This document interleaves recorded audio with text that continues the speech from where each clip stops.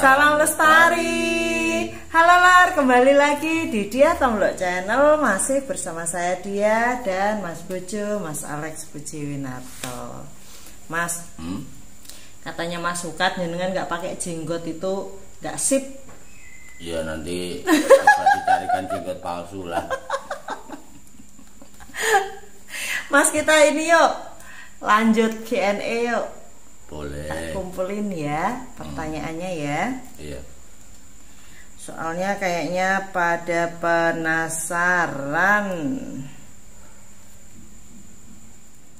Oke Mas, ini pertanyaan yang pertama dari Delta Casanova. Lanjutkan terus sampai tadi, jangan lupa Pak Alex mau katakan tentang jalan pesugihan Laut Selatan yang pasti berhasil. Saya tunggu Mbak Dia next gitu. Ini kayaknya salah, bukan Laut Selatan deh. Kalau yang pasti berhasil itu bukan di Laut Selatan. Kalau andai kata orangnya masih hidup, maka yang peluangnya sangat besar untuk berhasil itu Buncing ya. Itu meskipun di Tegal itu jelas berhubungan sama Laut Selatan. Tetapi karena Buncing ini sudah meninggal, alhamdulillah ya, sudah meninggal. Yang paling tajam itu jadinya bukan di Tegal, tapi justru di Temanggung, dan itu tidak berhubungan dengan Laut Selatan. Itu intinya gitu. Itu. Nanti kan sampai juga. Yeah. Soalnya saya jawab di sini ini pasti tidak boleh. Mulai tadi sore aku tuh batuk. Kebanyakan minum es kopi lor. Ini kenapa disuapin? Biar dikira romantis gitu. Enggak kok. Biasanya bisa minum sendiri. Ya enggak romantis siapa? Obatnya enggak romantis. Aku enggak pencitraan kok. Ngapain pencitraan? Memang aku sering obat diminumin sama bini dari. Lanjut ya. Semoga batuknya tidak mengganggu. Ya. Berikutnya dari Yusuf Fauji. Mas Alex mau tanya, sampai saat itu waktu Smedi di konten ini masih menganggap Ratu Kidul sebagai guru. Ya. Nah, ada kata-kata yang Mas Alex bilang sampai suatu saat ada kejadian yang tidak lagi sebagai guru. Itu kalau boleh tahu kenapa Mas Alex? Mas, kalau bisa dijadikan satu konten, ya jadikan satu konten. Baru mau jawab. Jadi ringkasnya ini crash dengan Ibu Ratu itu sebenarnya dimulai ketika saya mengambil jalan sesat pesugihan itu ya. Tapi itu tidak langsung terjadi crash. Mulai terjadi kekecewaan. Jadi saya kecewa. Saya kecewa sama beliau, dan itu semakin naik.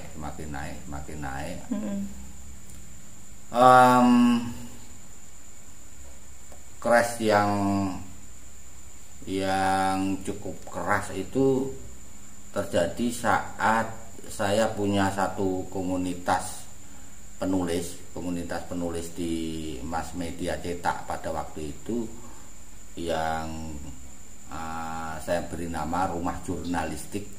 Jadi saya ngajarin sama mereka bagaimana kita menulis artikel, menulis reportase dan sebagainya. Pada saat sangat sibuk itu beliau minta untuk selamatan.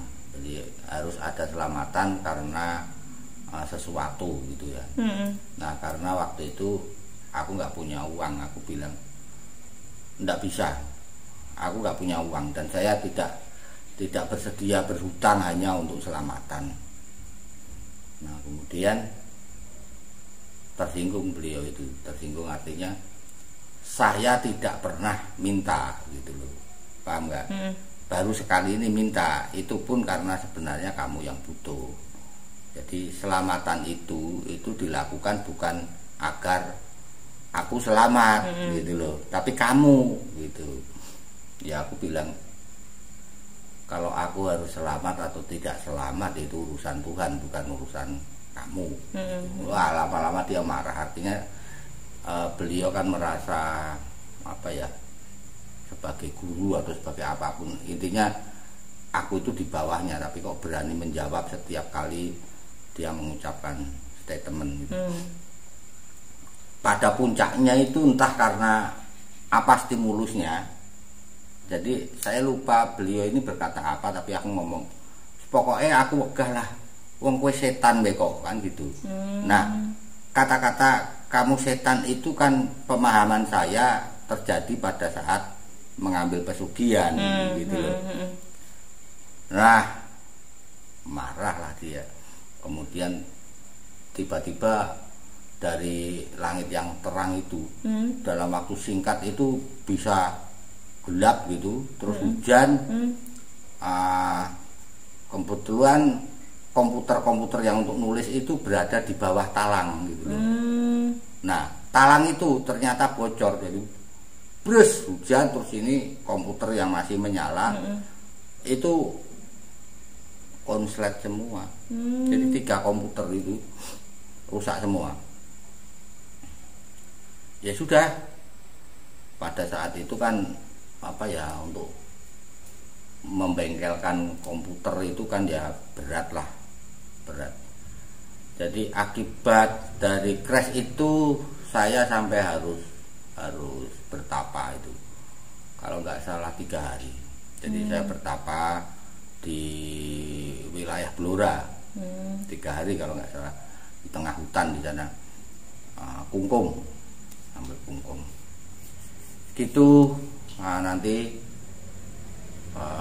karena yang punya konten, yang punya channel itu minta dibikinkan konten, ya saya bilang suatu ketika nanti saya tak meditasi dulu, keberatan apa enggak Ratu Kidul kalau cerita ini juga dikontenkan. Karena apa? Karena meskipun sempat terjadi perbedaan prinsip, sempat terjadi crash, tapi berikutnya sampai sekarang kami tetap baik itu artinya ya nggak ada masalah gitu. Jadi kami berada di jalan yang berbeda dan beliau sudah tidak mempersoalkan, nggak apa-apa. Terus ini Mas, jenengan kan cerita juga sama sedulur DTC kan, kalau karena hutang sarang burung walet itu kan sampai kursi, meja apa semua itu kan diangkut semua kan gitu. Nah ini ada Om Jimat. Om Jimat itu kan dulu apa ya, kayak istilahnya nyantrik gitu Mas. Nyantrik di tempatnya jenengan. Nah ini komen juga Jimat Kalimasada. Halo Om Jimat. Terima kasih Jim. Semoga nonton ya Om, kangen ini, lama nggak kesana. Jadi komennya gini, meja, kursi, TV, teh, piring, batu akik, kain, jatah seragam dah habis semua. Soal uang, sumbernya kadang di nomor 2 kan, yang penting uangnya kembali gitu. Ini yang tahu betul dan Om Jimat itu yang nungguin jenengan bertapa ya Mas? Om Jimat ini salah satu saksi perjalanan ini ya, perjalanan syaiton itu. Dan sebelum itu beliau ini, Om Jimat ini, makanya saya terima kasih Om Jimat mau berkomentar. Beliau juga menemani saya ketika bertapa di Lawu.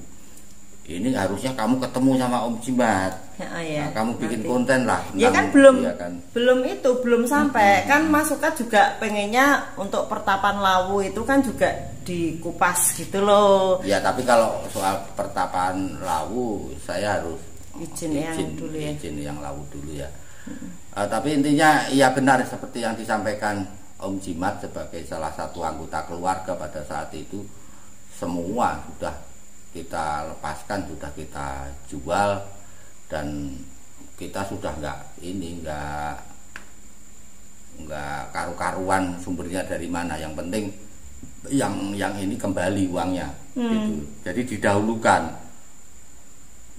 Karena apa? Karena ini kan hutang beneran. Sedangkan kalau yang kasus sarang burung walet itu kan tidak. Saya kan nggak pakai uangnya gitu. Jadi ini belakangan gitu ya.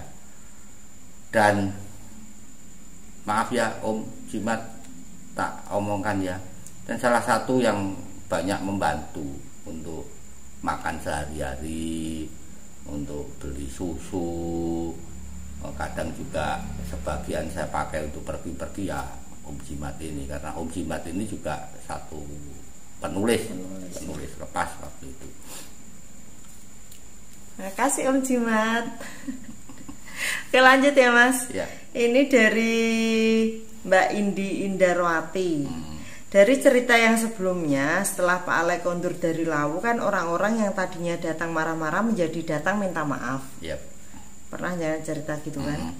Tapi dari cerita di sini, setelah kondur dari Lawu kok masih nyari-nyari pesugihan. Mohon penjelasan dari Pak Alek.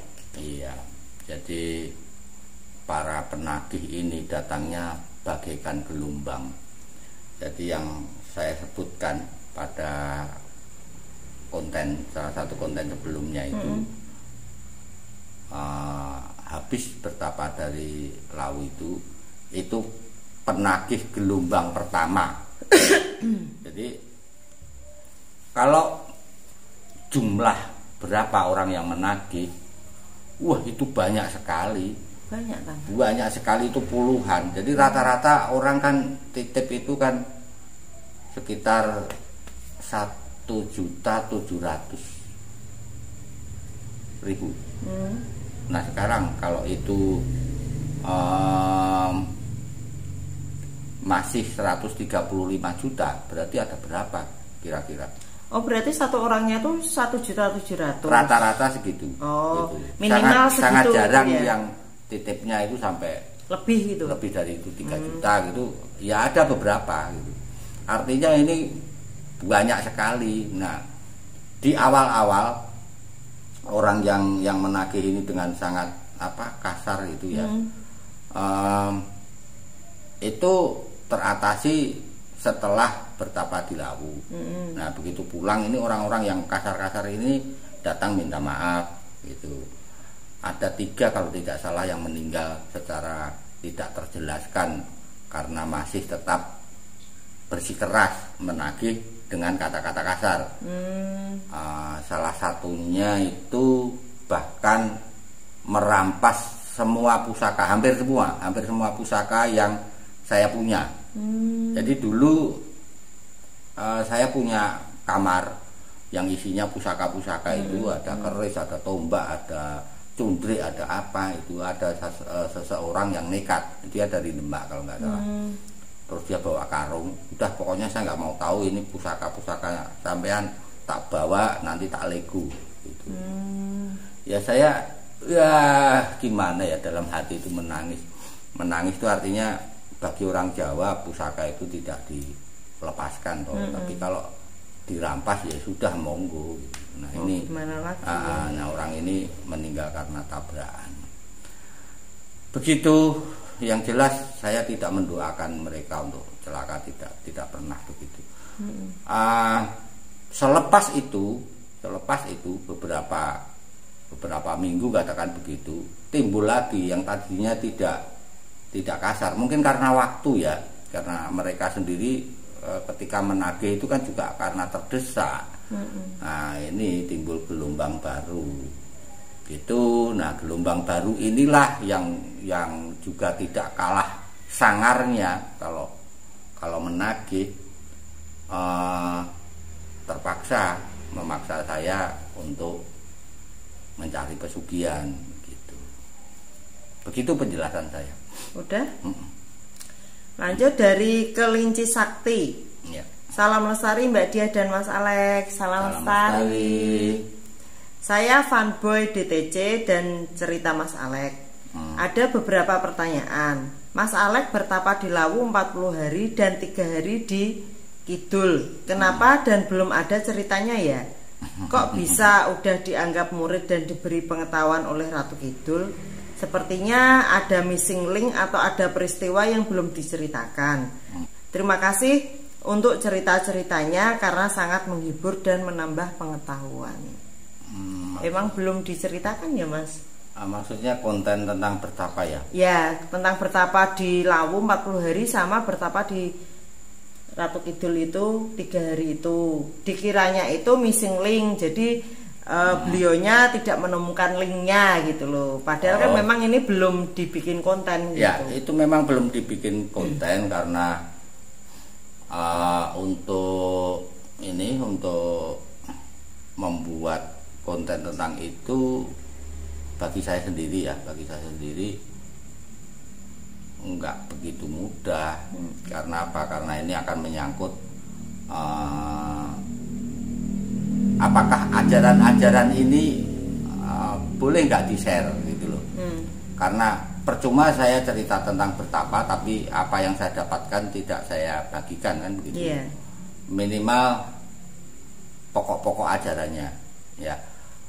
Kemudian itu satu. Yang kedua, orang yang bertapa di Lawu maupun di Segoro Kidul itu banyak sekali. Angkatan saya aja mungkin ada sekitar 9 yang bareng sama saya. Dan mereka ini mendapatkan pembelajaran, mendapatkan pencerahan yang berbeda-beda. Nah, manusia biasanya akan bersikeras pada persepsinya masing-masing, gitu loh. Nah,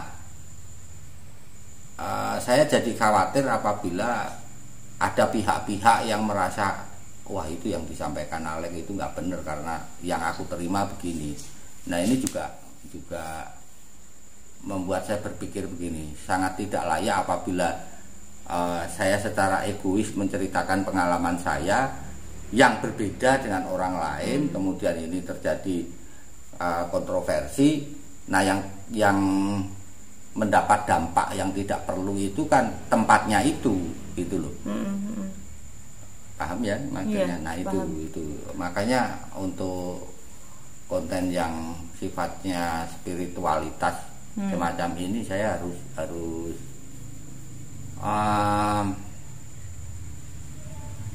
hati-hati, kemudian lebih hati-hati maksudnya.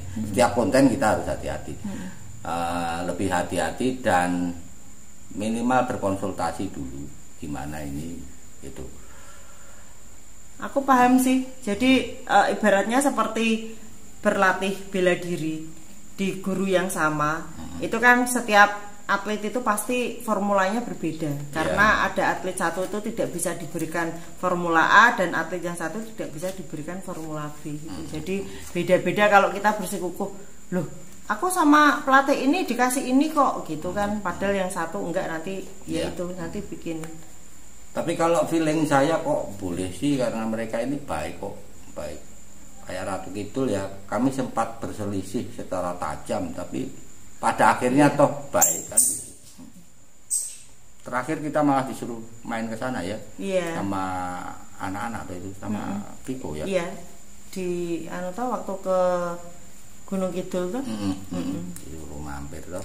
Iya, tadinya pantainya ombaknya tidak kenceng, begitu kita masuk ke pinggir situ langsung ombaknya kenceng banget. Jadi beliau kalau menyambut begitu. Sambutannya seperti itu. Lanjut ya Mas. Ya. Ini dari Yasmin Asmin. Yang bikin penasaran perasaan dan sikap Bu Lucy pada waktu itu tuh kayak gimana? Wah ya, perasaannya campur aduk. Jadi saya sudah hafal, sudah kebal dengan air matanya yang selalu bercucur ya. Karena apa? Karena waktu itu dia masih punya anak yang kecil gitu ya. Kemudian juga itu pada masa hamil tua. Kemudian juga melewati masa babaran, masa melahirkan. Jadi anak saya ketiga dari Lucy itu lahir pada saat saya berada di rumahnya Pak Polan. Gitu. Oh iya. Ya. Jadi ceritanya begini. Waktu itu saya di Wonosobo dalam sebuah upaya gitu. Malam-malam itu kok aku dapat ini ya, kayak feeling gitu loh. Wah, ini kayaknya Lucy sudah saatnya melahirkan. Oke, terus aku meditasi, pinjam tempatnya Pak Polan. Ketemulah sama Ibu Ratu gitu. Ibu Ratu bilang, anakmu lahir, kasih nama Lembu Suro gitu. Kemudian ari-arinya jangan dipendam, tapi dilarung ke Laut Selatan. Iya, ke Laut Selatan gitu ya. Aku juga bingung kenapa dikasih nama Lembu Suro. Lembu Suro itu setahu saya dalam sejarah itu kan pemberontak gitu. Ternyata sebenarnya bukan begitu. Jadi sebenarnya sejarah ini kan milik yang menang secara politik. Nah, gitu. Kadang-kadang orang yang benar malah dianggap jadi pemberontak gitu. Sementara orang yang salah dianggap pahlawan. Bisa seperti itu kan, karena ini politik gitu. Jadi ternyata Lembu Suro itu orang yang berani memperjuangkan kebenaran. Nah, pagi-pagi kira-kira jam 6 datang si Om Rohani. Datang, baru sampai di luar, belum masuk itu aku sudah bilang, aku ngerti kenapa kamu kesini. Kamu mau ngabari kalau Lucy melahirkan toh. Kok tahu? Ya iya tahu, tadi malam aku sudah diberitahu, bahkan namanya pun itu sudah disampaikan. Cuman waktu itu saya nggak bisa langsung pulang. Jadi saya bilang sama Om Rohani, tolong bagaimana caranya agar ari-arinya itu tidak berbau. Karena aku masih harus menunggu, nggak bisa langsung pulang. Kalau pulang berarti misi gagal kan gitu. Jadi Om Rohani langsung pulang untuk ngurusin hari-hari itu, kayaknya kemudian disemen kalau nggak salah. Oh iya? Iya, disemen, ininya wadahnya itu disemen. Saya melanjutkan misi. Setelah misi ternyata gagal, saya menyusul pulang, kemudian dari sana ke Segoro Kidul untuk melarung. Ya, kembali ke perasaan Lucy ya. Apalagi ketika dia masih harus menimang bayi, anaknya yang dua juga masih kecil. Sundulen ya Mas ya, Garuda sama Embu itu iya, ya. Kemudian dalam kondisi itu saya nggak ada karena sedang berusaha. Dia yang harus berhadapan dengan para penagih yang kadang-kadang kasar ya, nggak karu-karuan lah perasaannya. Begitu. Aku nggak bisa bayangin Mbak Lucy pada saat itu. Sedangkan aku aja kalau bayar cicilan itu telat, itu aku sudah menangis. Mbak Lucy luar biasa hatinya. Oke Mas, lanjut. Ini dari Triweni. Pak Alek, aku mau tanya, kira-kira pesugihan opo sing cocok go diriku?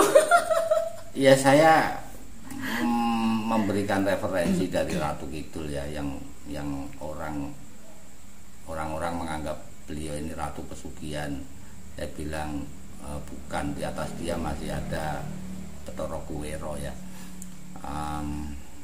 atau yang dianggap sebagai Bathara Kuwera. Karena secara pribadi saya ya karena spiritualitas saya nggak percaya adanya dewa-dewa kan begitu. Ya, bahwa rezeki yang paling manis adalah keringat dari keringat itu, sendiri ya. Dari keringat sendiri. Itu kata-kata Ratu Kidul yang diberikan ke saya ketika bertapa 3 hari di sana. Artinya sekalipun dia berdosa untuk menawarkan pesugihan, tetapi dia kasih tahu bahwa ini nggak bagus. Aku jualan racun, tapi kalau kamu tetap bersikeras beli ya monggo, dengan risiko sendiri begitu. Jadi pesugihannya Mbak Triweni ya bekerjalah sampai mandi keringat, itu pesugihannya. Itu ya Mbak ya. Lanjut ya Mas. Dari Zurumei Ya. Bisa nggak ya menumbalkan orang lain bukan keluarga? Takutnya ada tetangga atau orang menumbalkan diri kita tanpa diketahui. Bisa. Nanti itu akan dibahas di konten buncing itu. Part 2. Part 2 ya. Jadi banyak aspek-aspek pesugihan itu yang menjadi saya pahami ketika saya bertemu dengan sosok yang bernama buncing. Jadi kinerja setan itu seperti apa dalam hal ini, terutama setan pesugihan, saya paham ketika saya berinteraksi dengan buncing ini, termasuk bahwa tumbal bisa dialihkan. Dibuncing pada waktu itu, ini bocoran aja sebelum lihat kontennya ya. Harga dari orang lain termasuk musuh itu adalah 500 juta per orang. Pada saat itu banyak ya. Pada saat itu banyak. Jadi kita bisa menumbalkan musuh kita. Jadi aku bahkan di lobi, sudahlah musuh-musuhmu itu, terutama yang menagih dengan kasar, tumbalkan aja, selesai gitu. Biasanya kan kalau pesugihan itu kan malah orang yang disayang ya Mas ya. Lah iya, itu kan di kulit. Tapi hardcore-nya pesugihan menurut saya buncing gitu loh. Karena dia lugas dan jelas gitu. Jadi kelicikannya, kesadisannya, kebrutalannya itu enggak dia tutup-tutupi gitu. Karena apa? Karena biasanya kalau itu berbentuk setan yang enggak kelihatan, maka penafsiran kita akan tergantung dari apa yang disampaikan juru kunci gitu loh. Nah, si buncing ini kan tidak langsung ya. Langsung, karena juru kuncinya itu sebenarnya cuman kayak babu aja. Dan setannya ini ngomong sendiri. Juru kuncinya cuma suruh bikin wedang, suruh apa-apa, kadang-kadang dikeplak tok gitu. Itu. Jadi bisa. Nah, syaratnya apa? Syaratnya pemberian. Jadi yang ditumbalkan itu harus pernah diberi. Bisa makan, bisa diberi uang untuk sekolah, bisa diberi apa gitu ya. Jadi pernah diberi dulu baru bisa ditumbalkan. Jadi caranya untuk tidak bisa ditumbalkan, jangan menerima pemberian yang nggak jelas asal usulnya gitu loh. Betul. Ngeri ya. Itu. Oke Mas, ini dari Mbak Gebi Turin. Halo Mbak. Halo. Kalau orang yang pakai popok wewe, orangnya tidak kelihatan, tapi baunya tercium tidak ya? Tahu enggak? Wah, ini harus tanya sama Pak Polan ini. Karena baunya memang apek sih. Katanya Pak Polan. Saya juga belum pernah melihat popok wewe, juga tidak tertarik. Lihat wewenya aja sudah, aduh gila nih gitu. Lihat teteknya aja sudah, itu melewer panjang sekali. Oke, lanjut. Ini dari Mbak Natalia Rosita. Mau tanya Pak Alek, ya. Apa bedanya pesugihan sama pelarisan?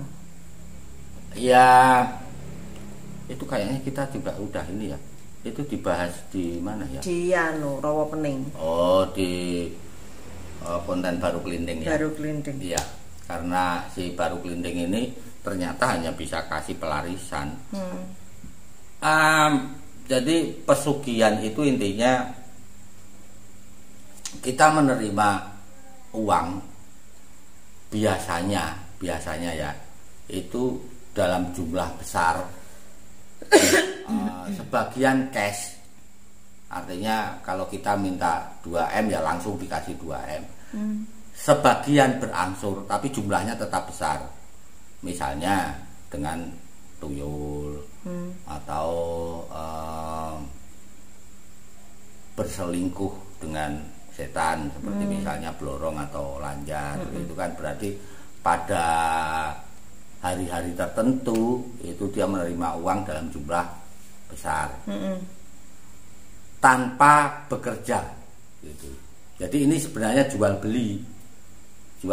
Jadi kita sediakan kambing itu tumbal, lalu kompensasinya itu gitu. Nah, pelarisan berarti kita ini harus berdagang, harus ada upaya di mana kita menghasilkan uang. Cuman yang berbelanja di kita itu bertambah gitu. Paham ya, paham. Kalau sehari-hari itu yang belanja 1, begitu kita bikin perjanjian jadi 10, jadi 100, jadi apa gitu. Nah, kalau menurut saya pribadi, karena pelarisan itu juga ada ketajaman ya. Kalau pelarisan dengan ketajaman yang luar biasa, seperti misalnya di Kemukus, dengar-dengar, karena aku juga belum ke sana ya, dengar-dengar di Kawi juga ada yang seperti itu. Jadi tidak berupa cash tapi berupa usaha yang cepat majunya. Dengar-dengar loh ya, saya belum pernah ngambil di Kawi misalnya. Nah, ini kalau ini pesugihan yang pelarisan yang tajam, maka kategorinya sudah menjadi pesugihan. Tetap ada tumbalnya. Nah, dan itu ada tumbalnya gitu.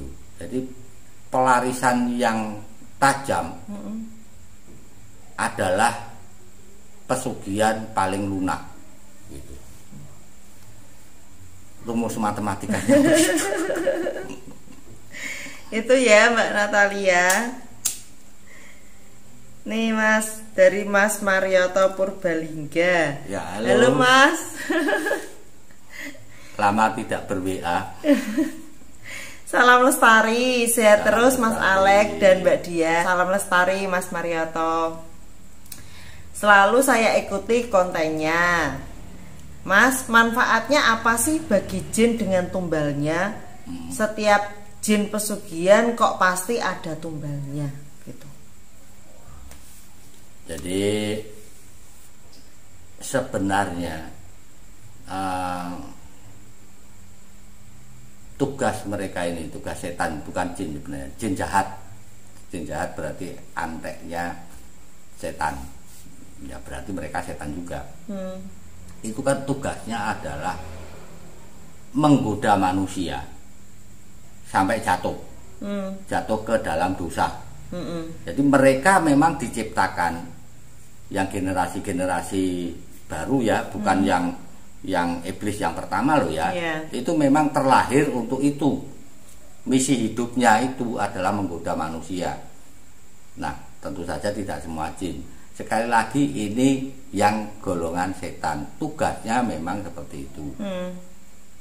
Itu jadi tugasnya menjatuhkan manusia.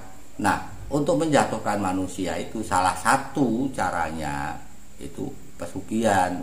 Caranya menjatuhkan adalah manusia rela berbuat dosa yang fatal untuk mendapatkan apa yang diinginkan nafsunya. Dalam hal ini adalah harta.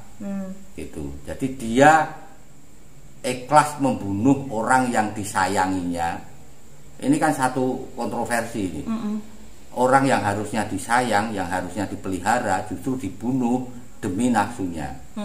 Berarti kalau itu jadi sudah sukses dia. Itu. Jadi kenapa begitu? Ya karena memang misinya, misinya menjatuhkan manusia. Gitu. Oke, lanjut dari Wandi Demang. Ngapunten Pak, saya justru sangat tertariknya sama metode meditasinya jenengan. Apakah aplikasinya cuma buat surfing alam astral mawon atau hal-hal lain juga? Bolehlah kapan-kapan jadi tutorial konten full 1 episode metode meditasi. Alhamdulillah ikut seneng lihat jenengan dan keluarga sudah sehat kembali. Berkah sukses selalu buat DTC. Amin. Matur nuwun Mas. Meditasi itu banyak kok gunanya. Jadi kita surfing ke alam astral itu kan satu hanya satu aspek aja, dan itu meskipun ketika kita belum bisa meditasi ini menjadi semacam godaan atau semacam permen ya. Semacam permen yang menarik. Aduh, jujur aja waktu itu wah asik ya kalau waktu muda loh ya. Kamu jangan marah. Apa? Kalau aku bisa meditasi, aku bisa lihat celana dalam temenku yang misalnya begitu. Gitu, semacam itulah. Kemudian aku bisa godain dia lewat mimpi. Apa gitu loh. Ini hanya satu ternyata hanya satu satu kepingan kecil gitu loh. Sekarang masih kepengen kayak gitu ndak? Lihat celana dalamnya siapa gitu? Enggak lah. Mending aku buka celana, aku tak lihat celana dalamku sendiri ngapain. Dan nanti tak beliin lusinan gitu loh, nanti dilihat tiap hari. Dijemur ya. Ya jadi begitu, banyak kok gunanya, terutama untuk introspeksi ya. Biasanya kalau malam tahun baru Suro itu ya, yang saya lakukan, saya kira juga para pelaku kejawen juga melakukan hal yang sama kan. Setahun ini apa kesalahan, terutama kesalahan besar yang sudah aku lakukan.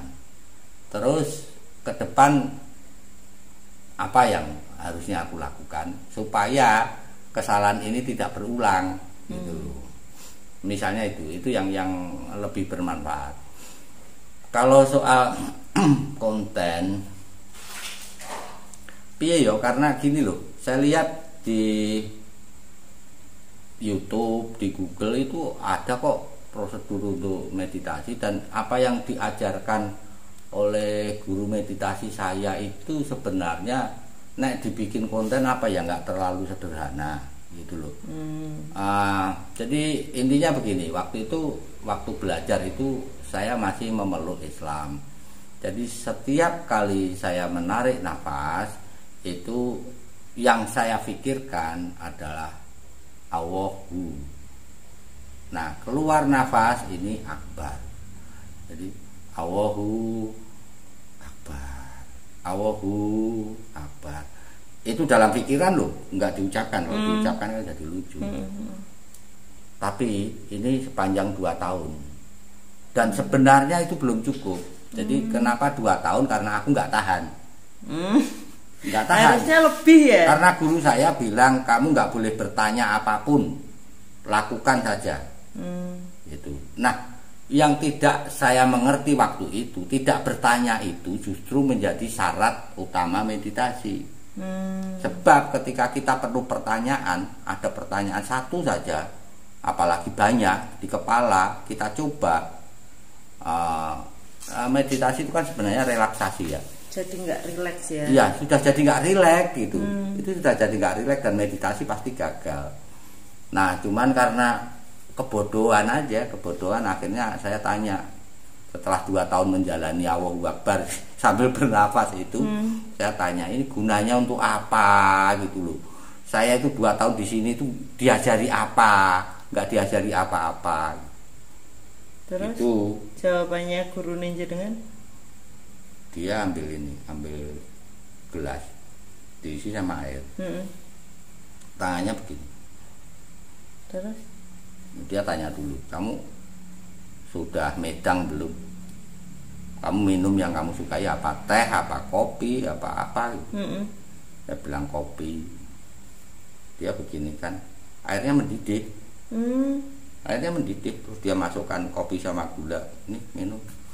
Itu aku diem aja. Terbengong-bengong. Ini apa-apaan? Udah, terus dia ambil. Aku disuruh ambil daun sirih. Mm-mm. Ini daun sirih ditaruh di tangan. Tak, ini ditutup. Terus dia bilang, ini bukan sirih, ini uang. Gosoknya cuma begini loh, ditarik, terus begini, set, ini uang. Jadi uang bener. Iya, entah itu sihir, entah itu apa, tapi itu jadi uang gitu loh.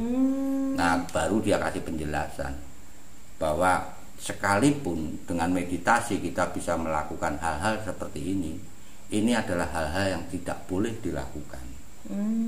Nah, jadi kenapa kamu tak suruh sekian tahun melakukan itu, supaya ketika kamu bisa, kamu sudah tidak menginginkannya. Itu inti meditasi. Paham. Tidak ingin apapun, sebab ketika tidak ingin apapun, kita bisa apapun. Gitu loh. Dan itu bisa bareng gitu. Jadi itu tadi, masuk konten isinya coba tarik nafas, Allah, keluar wabar. Gak menarik, tapi itu yang saya lakukan. Bukan, mungkin maksudnya gini Mas, kan banyak juga yang berkonsultasi, belajar meditasi dan lain sebagainya itu kan dari ngechat dengan dia, kan banyak yang kayak gitu kan. Terus dilakukan, terus coba dipakai buat kayak gini, gimana, sudah ada perkembangan apa belum lah. Mungkin maksudnya sedulur ini itu juga kayak gitu. Jadi tutorial misalnya, oke, Allahu Akbar misalnya seperti itu, terus coba dipakai buat ini, nanti untuk melihat hantu kayak gitu. Wah, itu aku mau mungkin kayak gitu. Ya sudahlah, gini aja lakukan. Saya yakin dengan beragama Islam ya, tarik nafas, pikirkan Allahu, kemudian keluar Akbar. Nanti efeknya yang pertama ini ya, setelah berbulan-bulan kita akan merasa kecil. Kita merasa lebih kecil dari debu, karena yang kita ucapkan ini kan harus kita pahami. Tuhan Maha Besar, Tuhan Maha Besar, Tuhan Maha Besar. Berarti aku kan kecil. Nah, kalau sudah kecil, duduk di kursi aja kita nggak berani begini. Duduknya itu minggring-minggring gitu loh, karena merasa kita itu nggak berharga. Gitu. Nah, itu terus lakukan, terus. Sudahlah, nanti kan ketemu sendiri. Oh, gunanya ini. Itu ya. Itu aja. Kayak gitu.